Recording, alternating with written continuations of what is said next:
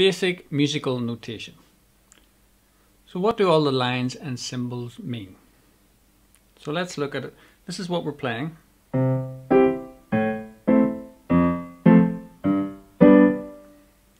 So these top set of lines, called staves, and the spaces between them represent keys to the right of middle C on your piano, and they're often played with your right hand.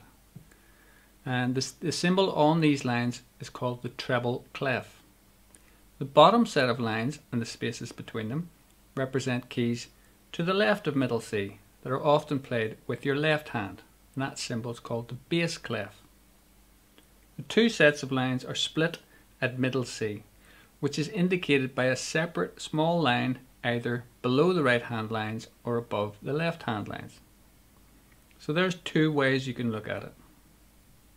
Now we read music in the same way that we read the sentences of a novel, from the left of the page to the right. So getting back to our dots on the lines and spaces, as we scan from left to right, we play those keys or notes that the dots on the lines and spaces represent. And if there are several dots, notes in the same vertical plane, we must play those keys simultaneously. So this is what we're playing here. So the left hand is playing an E note, the right hand is playing an E, G and a B note together. So that all has to be played at the one time.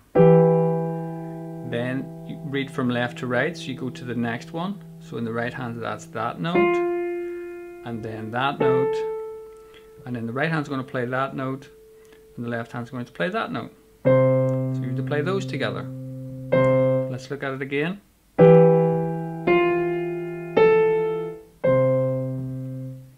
Bars and beats. To make music easier to follow, it's divided into segments called bars. Bars are divided into beats. The most commonly used rhythm is 4 beats in each bar. 1, 2, 3, 4. 1, 2, 3, 4, and so on. So this is the symbol for one beat. It's a dot with a line coming up from it. It's called a crotchet. So don't worry about that, just remember the shape.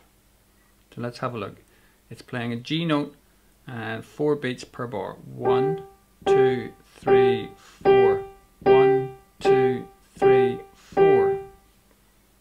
Now a beat with a hook on it is called a half beat. The technical term is a quaver. Don't worry about that again, just it's a half beat. Just remember that little hook. Now you can play up to 8 half beats in each bar.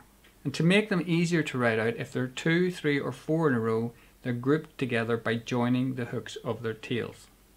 So 8 half beats are written. So notice that half beats are counted with the use of the word and or the symbol, the plus symbol. This means we don't have to start counting out too many numbers. So let's count it. 1 and 2 and 3 and 4 and 1 and 2 and 3 and 4 and. So the previous 2 bars, 4 beats in each bar, would be 1, 2, 3, 4. So these are half beats, so they're 1 and 2 and 3 and 4 and. Notes can also be held for 2 beats. So let's look at that. 1, 2, 3, 4. 1, 2, 3, 4. And there's the symbol for 2 beats. So it's like a letter O with a line coming up from it. It's called a minim or half note. Notes can be held for 4 beats. So 1, 2, 3, 4. 1, 2, 3, 4.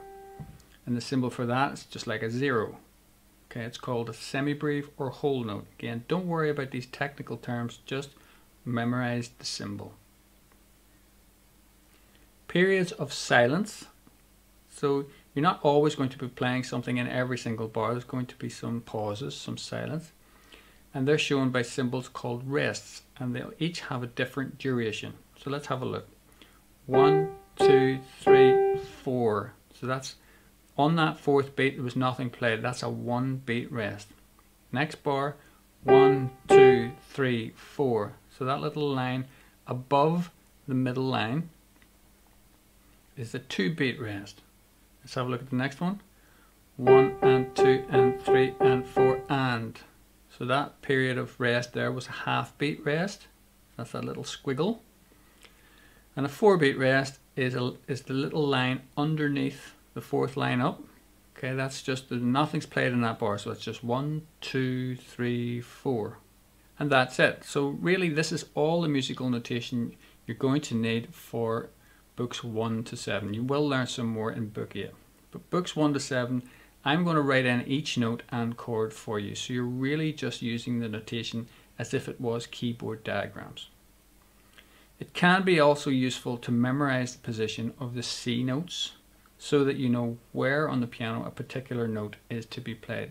So even if I do write in it's an A note or a G note or a B note, you may not know where exactly on the piano that particular note is to be played.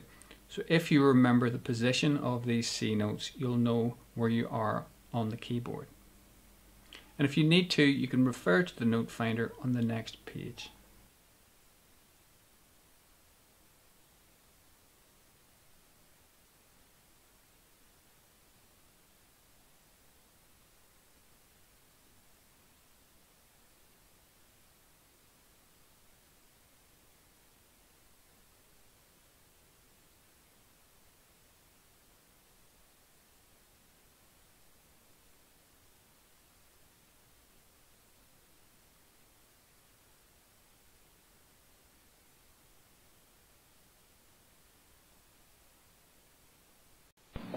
One, two, three, four. 1, 2, 3, 4.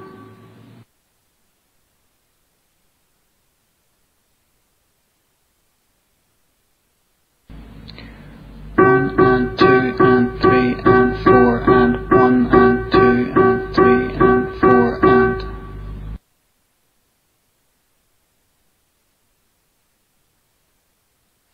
1, 2, 3, 4. 1, 2, 3, 4.